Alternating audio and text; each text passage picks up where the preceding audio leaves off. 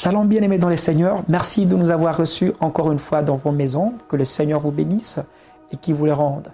Je tiens à remercier tous les frères et sœurs qui nous ont soutenus par la prière et tous ceux qui ont écrit pour nous soutenir, pour nous encourager, que le Seigneur vous bénisse. Que Dieu bénisse tous ceux d'ici au Canada, à Montréal, à Québec, à Winnipeg. Que Dieu vous bénisse, que Dieu bénisse nos frères et sœurs, vous qui êtes en Europe, en France, en Belgique. Que Dieu bénisse nos frères qui sont à Kinshasa, que Dieu bénisse nos frères qui sont à Bukavu, à Goma, que le Seigneur vous bénisse et qu'il vous les rende. Merci. Aujourd'hui, nous allons partager la parole autour d'un thème très important que la prière. Et très rapidement, je nous invite à ouvrir nos Bibles et lire dans Matthieu au chapitre 6, le verset 6. Ma Bible dit ceci. « Mais quand tu pries, entre dans ta chambre, ferme ta porte et prie ton Père qui est dans le lieu secret. Et ton Père qui voit dans le secret te le rendra. En priant, ne multipliez pas de vaines paroles, comme les païens qui s'imaginent qu'à force de paroles, ils seront exaucés. Ne leur ressemblez pas, car votre Père sait de quoi vous avez besoin avant même que vous ne le lui demandiez. Voici donc comment vous devez prier.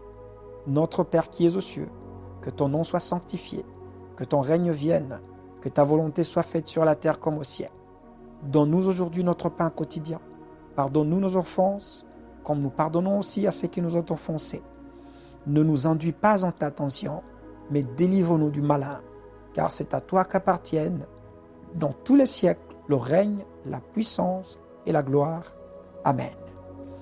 Ici, Jésus parle à ses disciples qui avaient besoin d'apprendre à prier. Oh, que c'est encore le besoin aujourd'hui de l'Église d'apprendre à prier. Jésus donc, en quelques mots, apprend aux disciples comment prier. Il est tellement profond que j'aimerais qu'ensemble nous puissions partager ces pensées que Jésus voulait partager avec nous aussi. J'aimerais déjà dire deux choses sur ce que la prière n'est pas et sur ce que la prière est. Enfants de Dieu, bien souvent nous nous trompons. Nous croyons beaucoup de choses autour de la prière, mais par la grâce du Seigneur, j'ai dû comprendre que la prière n'est pas un moyen de prouver à qui que ce soit que l'on est proche de Dieu. La prière n'est pas une preuve que l'on doit fournir à soi-même, à Dieu, ni à ceux qui nous entourent que l'on aime Dieu, ou que l'on connaît Dieu, que l'on sert Dieu. Cela n'est pas une preuve. La prière n'est pas un fardeau, deuxièmement. La prière n'est pas une punition. La prière n'est pas une redevance. La prière n'est pas une dette. Nous ne devons pas à Dieu la prière. Mais bien au contraire, la prière est le mouvement de notre âme vers notre Créateur. Les mouvements de notre âme, de nos sentiments, de notre intelligence, de notre être vers notre Dieu. Deuxièmement, la prière est des moments d'intimité, d'affinité avec Dieu. La prière est un moment de dialogue entre l'humain et le divin. La prière est une vie. Voilà pourquoi nous constaterons ensemble que les mots que Jésus dit à ses disciples dans le livre de Matthieu au 6e chapitre ne concernent pas seulement les quelques mots que Jésus sortait de sa bouche en ces moments, mais bien plus encore, ces mots touchent à notre vie tout entière. Des choses les plus importantes aux choses les moins importantes. La prière est notre quotidien.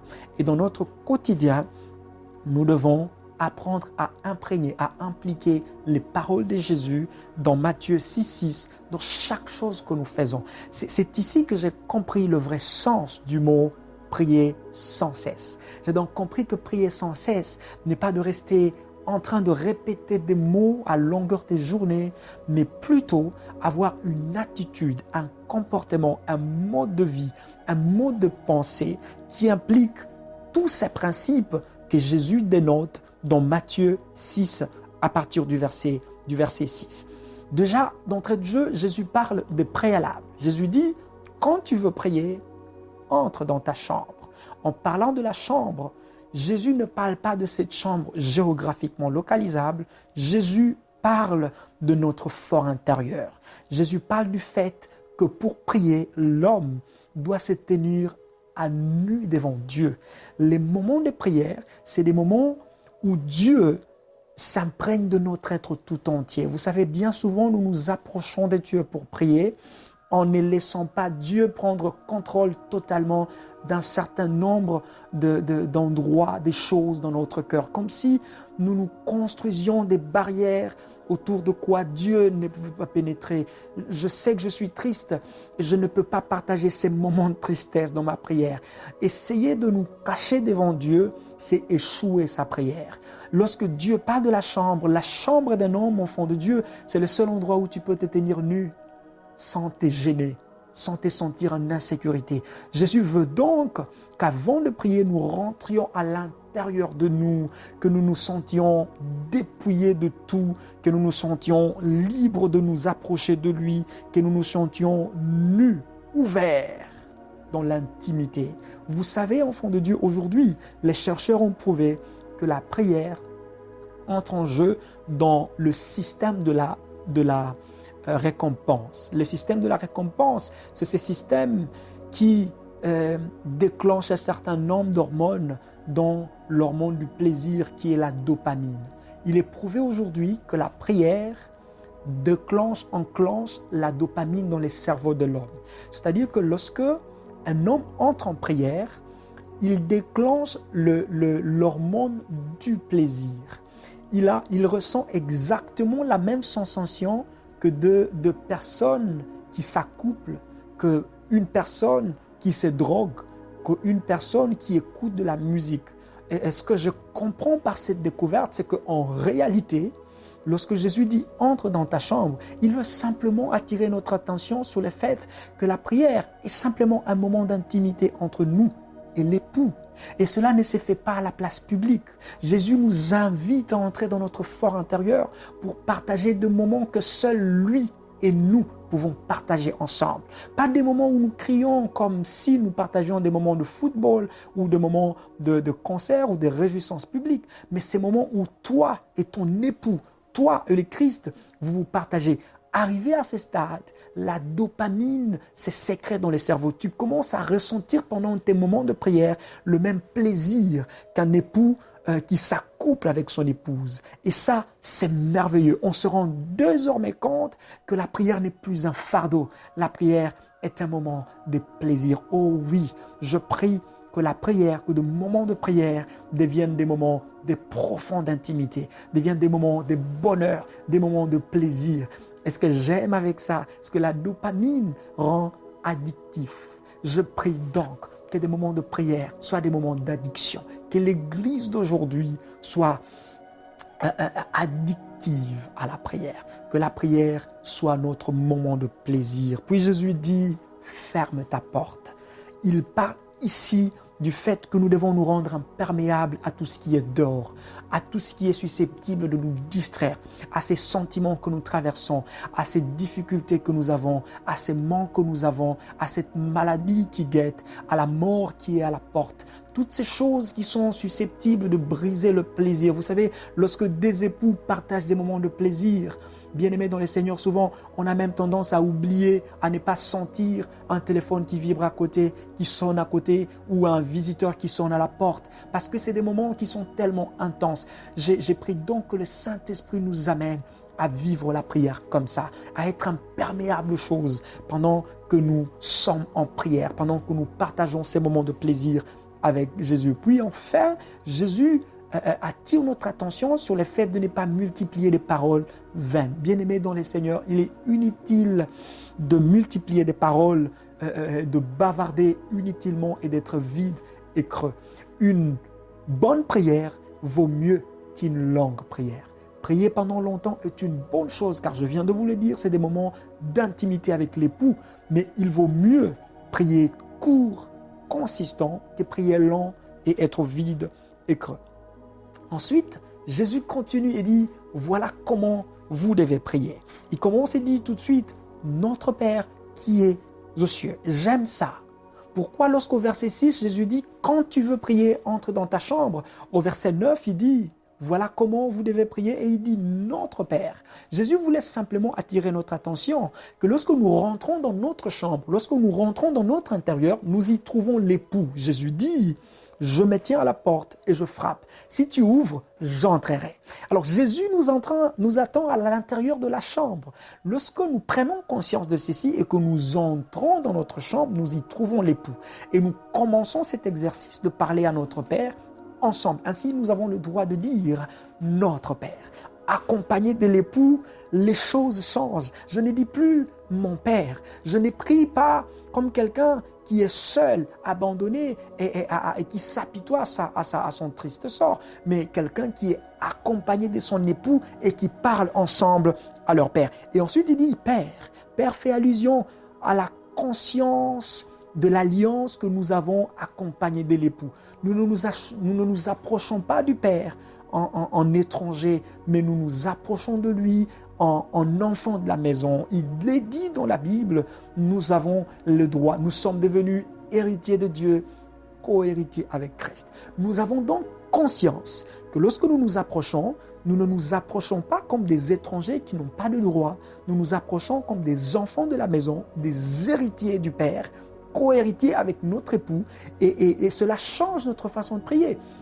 Désormais, nous ne commandons pas, nous demandons comme ayant des droits, comme connaissant nos droits, comme sachant que nous parlons à notre Père. Et cela est merveilleux de savoir. Ensuite, Jésus dit que ton nom soit sanctifié, que ton règne vienne, que ta volonté soit faite sur la terre comme dans les cieux. Je pense ici que Jésus veut attirer l'attention de chacun, que le fait de vivre en intimité avec Dieu, de s'habituer à sa présence, de partager des moments intimes avec lui, n'est pas synonyme d'irrespect. Il veut attirer notre attention sur le fait que nous devons garder à l'esprit sur ce que Dieu est, sur ce que nous devons faire, sur ce que nous devons considérer, sur ce que nous devons vivre par rapport à ce que Dieu est, sa sainteté, sa grandeur, sa puissance et réellement sa place dans notre vie. Et ces trois premières requêtes s'adressent toutes à Dieu. Elles parlent de son nom, elles parlent de son règne, ainsi que de sa volonté. Jésus dit que ton nom soit sanctifié. Ceci est un engagement, un appel à l'engagement de chacun de nous, dans chaque acte, dans chaque action, dans chaque entreprise, dans chaque pensée. Nous devons nous engager à sanctifier le nom de notre Dieu et en faire en sorte que les autres le fassent de même. Nous devons garder dans notre esprit que notre Dieu est saint, que son nom est saint. Et ceci est un appel. Bien-aimés dans le Seigneur, ces moments, c'est des moments qui touchent à notre vie de chaque jour. Pendant que nous jouons au football, pendant que nous chantons une musique, pendant que nous travaillons, pendant que nous prions dans son sens littéral, pendant que nous lisons, pendant que nous faisons chaque chose de notre vie, le nom de l'Éternel doit être sanctifié. Nous devons sanctifier son nom et faire en sorte que les mondes entiers, tous ceux qui nous entourent, fassent de même. Nous devons comprendre donc que le nom de Dieu, nous ne devons pas l'utiliser en vain. Nous ne devons pas l'utiliser sans respect. Et nous sommes l'ambassadeur de ce respect, de la sainteté qu'il y a autour du nom de Dieu. Autour de nous, le nom de Dieu doit être sanctifié par nos actions, par nos paroles, par notre façon de faire, par notre façon de dire, par notre façon de nous comporter au travail, par notre façon de travailler, par notre façon... En fait, je vais dire, dans notre vie de chaque jour, dans notre quotidien, sur notre table, dans nos téléphones, sur nos réseaux sociaux, dans nos relations avec les supérieurs, dans nos relations avec nos semblables, avec l'inférieur, le nom de l'Éternel doit être sanctifié. C'est un engagement que chacun de nous doit prendre. En fait, à plus Jésus dit que ton règne vienne. Ceci sous-entend que nous avons déjà connaissance du règne de Dieu en Christ, dans lequel d'ailleurs nous vivons et dans lequel nous sommes épanouis. Mais cette prière est un vœu, mais aussi un engagement à chacun afin que nous puissions œuvrer pour qu'arrive le jour où le règne de Dieu sera reconnu par le monde entier. Rien de plus que de l'évangélisation. Cela nous appelle donc à faire en sorte qu'autour de nous, le règne de Dieu vienne. Que le monde autour de nous reconnaisse l'autorité, la toute-puissance et la divinité de Dieu. Cela est un appel à chacun à imprégner, à inviter nos proches, notre entourage et tous ceux que Dieu met sur notre route à reconnaître le règne de Dieu sur leur vie, sur nos familles, sur nos amis et connaissances. Ensuite, la Bible dit que ta volonté soit faite. Ceci dénote du vœu, de la volonté ou de l'acceptation de la souveraineté de Dieu. Vous savez, bien-aimés dans les Seigneurs, bien souvent, nous nous approchons de Dieu avec des volontés, avec des envies, avec des besoins, et nous ne sommes pas suffisamment prêts à laisser notre volonté face à la volonté de Dieu. Nous demandons avec un certain nombre d'idées, nous voulons que Dieu fasse ceci, nous voulons que Dieu fasse cela, nous sommes tellement accrochés à ce que nous voulons que nous oublions que Dieu est souverain, que ta volonté soit faite. Ceci dénote de notre volonté d'accepter la volonté de Dieu et de faire, de travailler, d'œuvrer, de prier afin que les nations entières accomplissent la volonté de Dieu, se plient à la volonté de Dieu. Bien-aimés dans les Seigneurs, lorsque nous comprenons ces choses, notre façon de prier change et nos moments de prière deviennent des moments forts et des moments très forts. Et ces soucis, cet engagement envers le nom, la volonté, le règne de Dieu constitue même le socle sur lequel sont bâties les 3 prochaines requêtes de cette prière. Celle-ci s'adresse à l'homme. Elle parle du pain, du pardon et de la protection. Ici, Jésus parle, il dit, donne-nous aujourd'hui notre pain quotidien. Jésus fait allusion à nos besoins, les besoins que nous avons.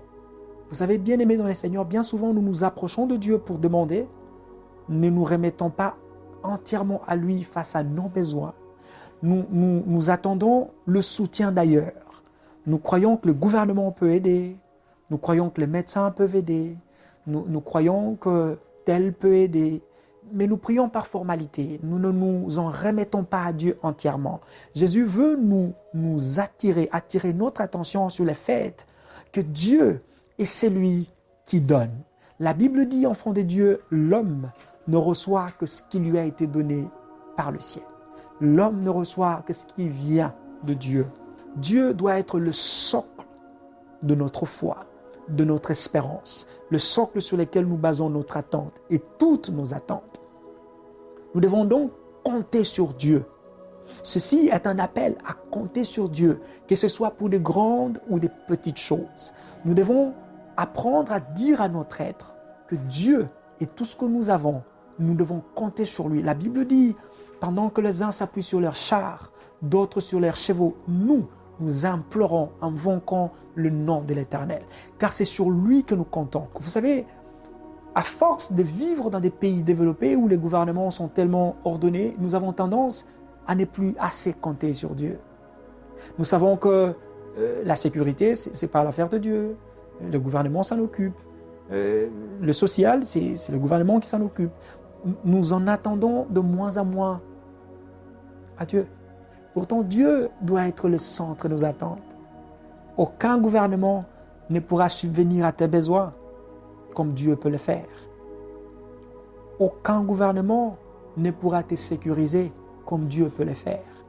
Dieu est tout ce dont tu as besoin. Et quand il s'agit de ton pain, du besoin le plus grand au plus petit, compte sur Dieu. Exerce ton être à compter sur lui, à savoir qu'il est ton secours, qu'il est ton soutien, qu'il est celui qui donne, qu'il est celui qui pourvoit. Ainsi, enfant de Dieu, quand tu t'approches de lui, il t'exauce. La Bible parle ensuite du pardon. Jésus dit, vous direz, pardonne-nous nos offenses. Jésus veut donc attirer notre attention sur notre susceptibilité à tomber, à faillir. Enfants de Dieu, nous ne sommes pas parfaits. Nous avons été justifiés, sanctifiés par le sang de Jésus, mais nous ne sommes pas parfaits. Nous devons donc le reconnaître. Nous devons laisser derrière nous cet orgueil qui nous fait souvent croire que nous sommes infaillibles. nous sommes bien faillibles comme nous le pensons. Chaque jour, nous péchons contre Dieu. Et ici, nous devons nous exercer à nous approcher de lui pour demander, implorer son pardon en vue de réparer la communion cassée par nos offenses. Mais aussi, Jésus nous appelle à exercer notre habileté, notre bonté envers ceux qui nous offensent. Bien souvent, nous demandons à Dieu de nous pardonner. Nous avons tendance à les demander comme si c'était un droit, bien évidemment, mais pardonnons-nous ceux qui nous offensent. Sommes-nous prêts à pardonner ceux qui ont été mauvais envers nous? La Bible dit, pardonne-nous comme nous avons pardonné. Ce n'est pas pour dire que Dieu nous pardonne seulement parce que nous avons pardonné ou autant que nous avons pardonné. Non, Dieu est plus bon que nous, plus bon qu'aucun de nous. Et il nous pardonne bien plus que nous ne pouvons pardonner aux autres. Mais ceci est un appel à chacun de nous à être apte, à être capable, à être prêt à pardonner. Regarde autour de toi ceux qui t'ont causé du tort, ceux qui t'ont fait du mal. Es-tu prêt à les pardonner? J'aimerais donc t'inviter à cet exercice.